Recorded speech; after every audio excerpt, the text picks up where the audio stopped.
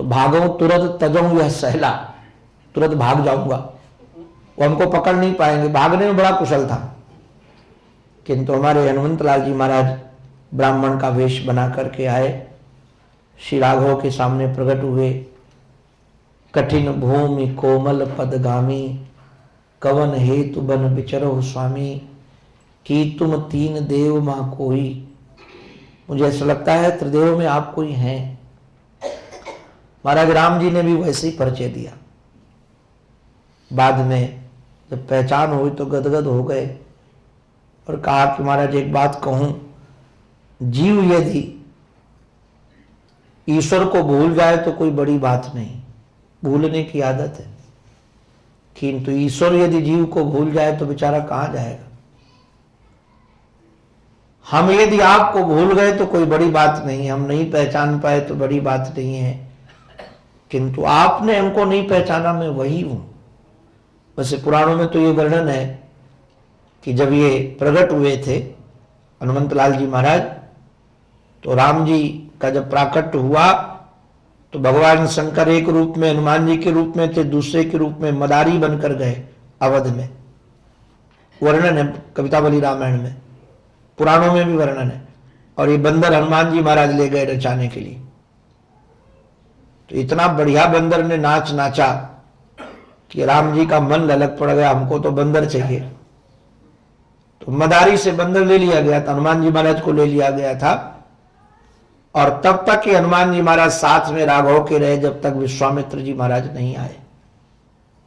फिर उन्होंने विश्वामित्र जी महाराज के यहाँ जब जाने का समय आया तो हनुमान जी को एकांत में बुलाकर कहा कि तुम यहां से चले जाओ, मैं तो जा रहा हूं, और वहां तुम जो गुरु चरणों में सुग्रीव जो कहा सुग्रीव की सेवा में लगो, मैं आऊंगा तो हमारा जो उद्देश्य है प्राकट्य का उसके सहयोगी बनना। तो भगवान की प्रतीक्षा में थे कि कब आए, किंतु तब भी पहचान नहीं पाया। तो रुदन किया उसने के बाद उन्होंने कहा कि नाथ शैल पर कपिपति रही। हे नाथ, इस शैल पर बंदरों का राजा रहता है।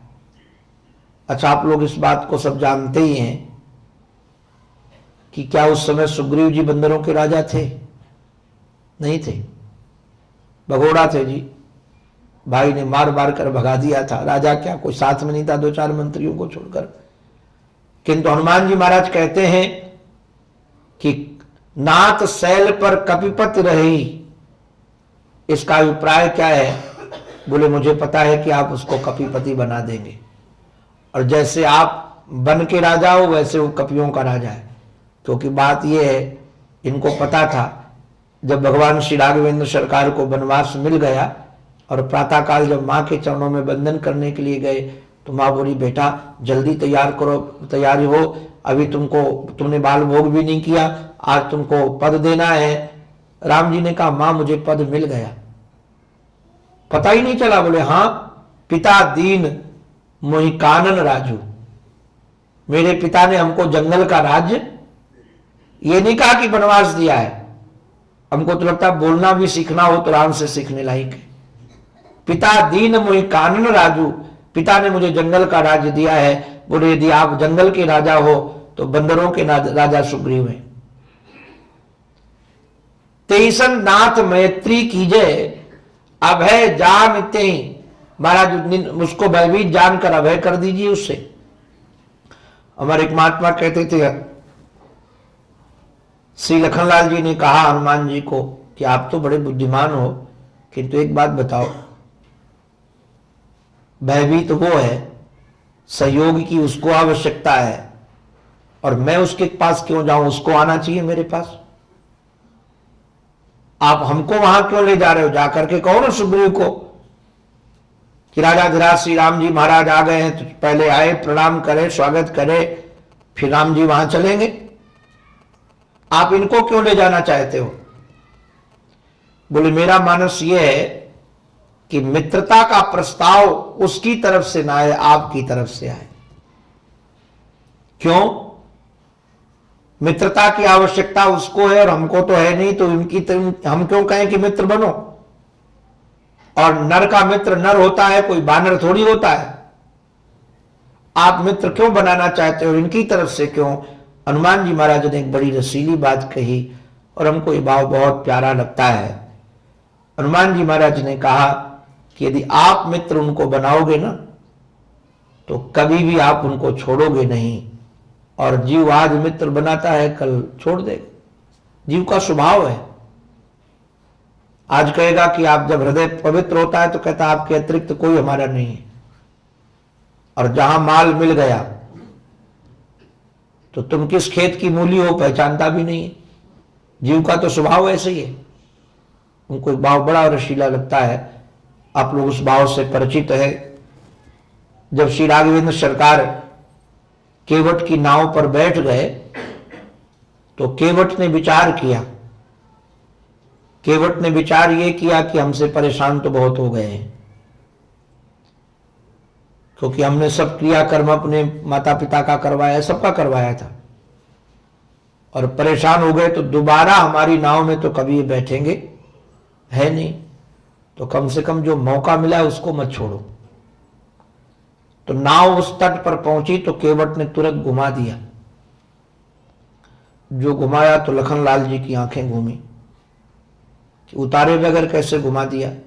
राम जी देख करके मुस्कुरा कर बोले भैया कुछ भूल गया होगा, उधर लेने जा रहा है। किंतु इस तट पर आया तब भी कुछ किया नहीं, फिर नाव घुमा दी। लखनलाल जी ने दोबारा देखा, घुमाया तो बड़े नाराज हो गए, बोले क्या तू बार बार इधर उधर घुमाता है।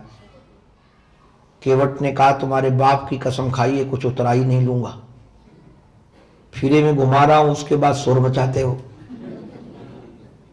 एक चक्कर के लेता हूं, इतने बार बार घुमा रहा हूं, फ्री में कुछ लेने वाला। लखनलाल जी ने कहा बंद कर, कुछ नहीं लूंगा, कुछ नहीं लूंगा। अपने पितरों का क्रियाकर्म मेरे हाथ से करवाया और कहता है कुछ नहीं लूंगा। लखनलाल जी थोड़ा शांत हुए, उसने नाव सोचा कि अब डांट दिया है तो उतार देगा, किंतु तो तिबारा भी नहीं उतारा। तो लखनलाल जी बड़े नाराज हुए। तो केवट ने कहा क्या करोगे, इतना ही करोगे, मार दोगे, मारो, मुझे डर नहीं है। बोले क्यों डर नहीं है। बोले इससे बढ़िया मरण और क्या होगा। गंगा का मध्य का भाग है, राम जी महाराज सामने विराजमान है, और उनके भाई के हाथ से मौत होगी तो हमारा तो कन्फर्म है वीजा वहां का, हम तो सदा वहां रहेंगे। राम जी ने कहा बाण अंदर रखो, मारने से फायदा नहीं है। बोले क्यों मारने से फायदा नहीं। बोले अभी तो इसके बाप बरादों का कर्मकांड करवाया, मर जाएगा तो इसका और करना पड़ेगा। राम जी ने बड़े प्यार से, हमारे राम जी के जीवन में सील बहुत है। हम तो कई बार पाठ करते करते रामायण का रो पढ़ते हैं, ऐसी कोई सरलता होगी, राम जी जैसा कोई सरल नहीं। कोल भील उनको पकड़ पकड़ कर ले जाते, वहां चले जाते, जो उनको कह दे उसके हो जाते हैं। तो केवट से भगवान ने कहा कि देखो भैया तुम बार बार जो चक्कर काटते हो ना, इससे मुझे चक्कर आता है। क्योंकि बात यह है कि मैं तो राजकुमार हूं, और राजकुमारों को अश्वारोही तो बनना होता है, घोड़ों पर घूमने का अभ्यास होता है, किंतु नाव पर घूमने का अभ्यास जब चक्कर कटाते हो तो नाव तो चक्कर आता है। केवट ने कहा चक्कर आता है। बोले हाँ चक्कर तो आता है। तो कहा ऐसा काम करो ना कि दोनों हाथ से मेरे सर को पकड़ लो। राम जी ने कहा बाबरे चक्कर मेरे को आता है, पकड़ूं तेरे को। अरे जिसको चक्कर आता है उसको पकड़ना चाहिए।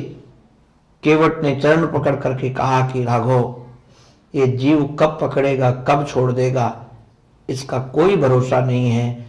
एक बार यदि आप पकड़ लोगे तो कभी नहीं छोड़ोगे, ये भरोसा पक्का है, इसलिए आप पकड़ो। हम तो अपने गुरुजनों को ये बात कहते रहते, गुरुदेव को, कि हमने तो महाराज पकड़ा है किंतु कब हाथ ढीला हो जाएगा कुछ पता नहीं। आप पकड़ कर रखना कि कभी हम छूट न पाए।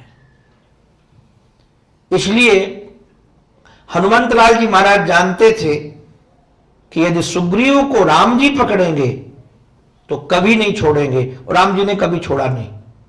राम जी को छोड़ना आता ही नहीं है। एक बार जिसको पकड़ लेते हैं वो कभी छोड़ते उसको है नहीं। और एक आप लोगों को और निर्भीक कर दे, राम जी कभी न्याय नहीं करते। उनको न्याय वाय आते ही नहीं है। राम जी केवल कृपा करते हैं, उनको कृपा करना ही आता है। और जो न्याय करेगा वो कृपा करेगा क्या? हमारे वृंदावन के एक बड़े रसिक संत हुए श्री बिंदु जी महाराज, बड़े अलबेलिस थे वो। बिंदु जी महाराज कहते राघव को, कृपा की न होती जो आदत तुम्हारी, तो सुनी ही रहती अदालत तुम्हारी। दीनों की दुनिया है आबाद तुमसे, गरीबों से है बादशाहत तुम्हारी। न हम होते मुलजिम न तुम होते हाकिम, तो किस विध होती हिफाजत तुम्हारी। कृपा की न होती जो आदत तुम्हारी, तुम्हारी ही उल्फत के ये दृग बिंदु हैं, तुम्हें सौंपते हैं अमानत तुम्हारी। कृपा की न होती जो आदत तुम्हारी। तो भगवान की तो कृपा की आदत है, करुणा की आदत है, न्याय वाय उनको नहीं आता है। न्याय की बात कहना भी मत उनको, क्योंकि न्याय गुण जाग जाएगा तो खतरा है। उनको तो यही कहो कि आपको कृपा आती है, तो कहा आप पकड़ो। तो श्री हनुमंत लाल जी महाराज उनको चढ़ा कर ले गए, अपने दोनों पीठ में चढ़ा करके, और वहां पावक साखी देकर अग्नि के साक्षित्व में दोनों को मित्र बना दिया। मित्र बन जाने के बाद सुग्रीव ने कहा कि अब चिंता मत करो आप, और हम आपके काम आएंगे। मित्र उसी का नाम है जो मित्र के दुख में दुखी हो, मित्र के सुख में सुखी हो। तो कहा कि तुम कैसे काम आओगे? तो बताया कि मंत्रिन सहित यहां एक बारा, मैं यहां मंत्रियों के साथ एक बार बैठा था। क्या कर रहे थे? बोले करत विचारा, विचार कर रहा था। इतने में रावण एक स्त्री को पकड़ कर ले कर जा रहा था, वो बिलखती हुई गई, और बिलखती हुई गई, वो रोती रही, हम लोग विचार करते रहे। उसने कुछ आभूषण डाल दिए नीचे। लखनलाल जी ने कहा आभूषण लाओ निकाल कर। वो जानकी मां के हैं, किसी और के हैं, भाभी मां के हैं कि और किसी के हैं, कोई दूसरी स्त्री तो नहीं थी। हमारे वैसे तो महाराज कई संतों ने तो ये वर्णन किया है कि जो आभूषण थे वो लखनलाल जी पहचान नहीं पाए। क्यों नहीं पहचान पाए? क्योंकि लखनलाल जी ने कहा, ना हम जानामि केयूरे ना हम जानामि कुंडले। मैं केयूर नहीं पहचानता, कुंडल नहीं पहचानता। ये भारत की संस्कृति थी नारायण। एक देवर अपनी भाभी के साथ 13 वर्षों तक रहा लगभग, और उसने भाभी के कान में कौन सा आभूषण पड़ा यही नहीं ध्यान दिया। बोले हम केवल चरणों में पड़े हुए आभूषण को जानते हैं, क्योंकि जब मैं मां को बंधन करता था तो आभूषण दिखता था, वो पहचान।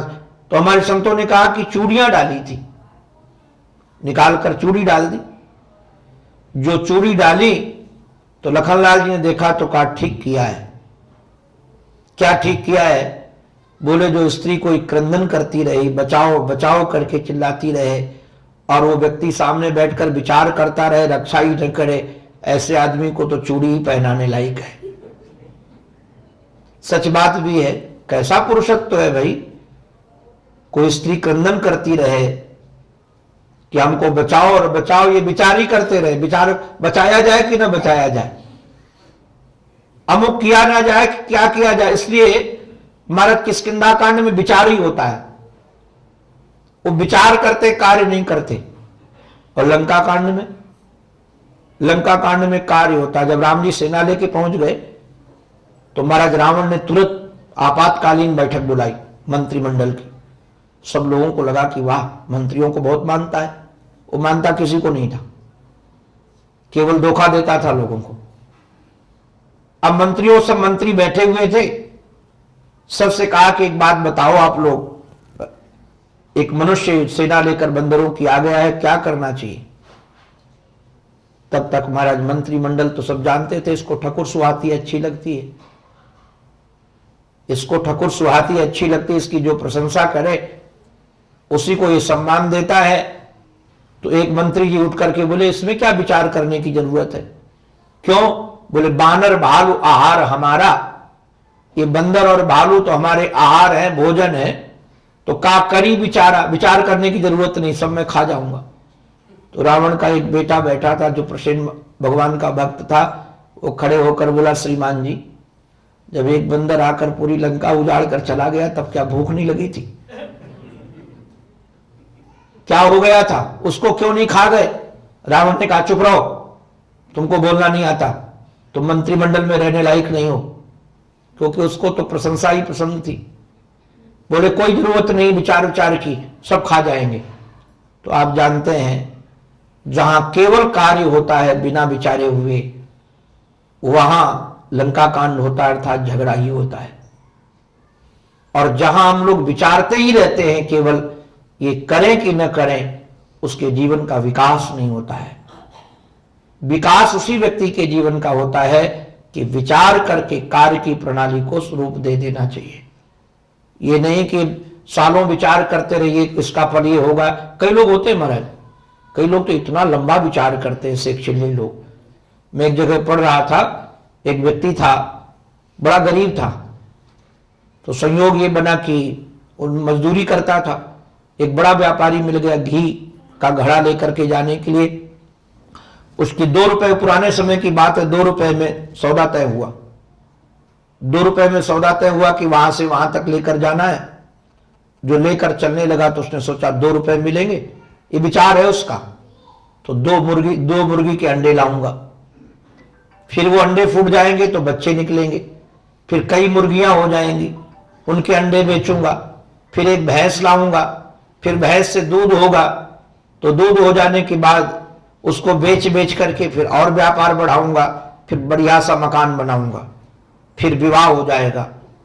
अब लेकर जा रहा है विचार करता हुआ, फिर विवाह हो जाएगा, विवाह हो जाने के बाद फिर बच्चे होंगे, और कभी अपने बच्चे को मैं खिला रहा हूंगा और मेरी दाढ़ी पकड़कर खींचेगा तो मैं झटक कर कहूंगा छोड़ रे, और जो झटका सो गला गिर गया।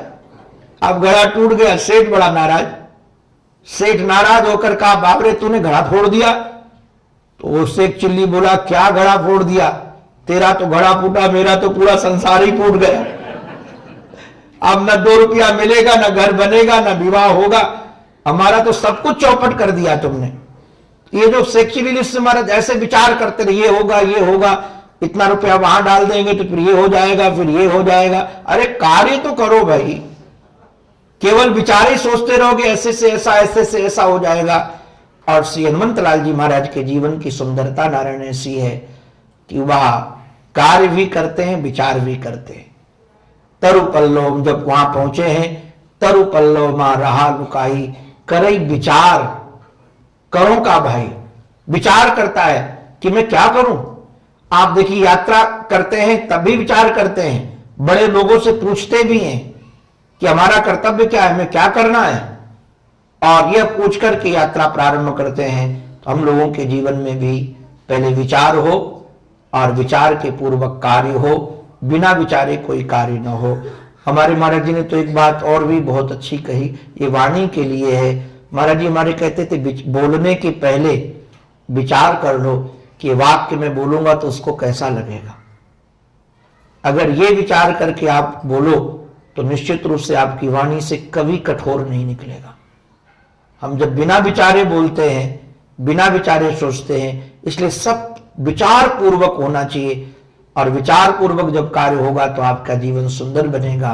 हनुमंतलाल जी महाराज के चरणों में हमारी प्रार्थना है कि हम सबका जीवन सुंदर बने, विचार पूर्वक कार्य हम करते रहें, जिससे हम सदा भगवान के सन्निकट रहें। बोलो भक्त वत्सल भगवान की, सद्गुरुदेव भगवान की, श्री वृंदावन बिहारी लाल की जय। जय श्री राधे, जय जय श्री राधे, जय जय श्री राधे। किसी को प्रश्न पूछना हो तो 5-10 मिनट ले लेंगे हम, 5 मिनट और। गुरुजी आपने कहा अग्नि के साक्षी देकर मैं मित्रता की थी, तो ये अग्नि की साक्षी हरदम जरूरी होती है क्या? अग्नि साक्षी है, साक्षी का अभिप्राय होता है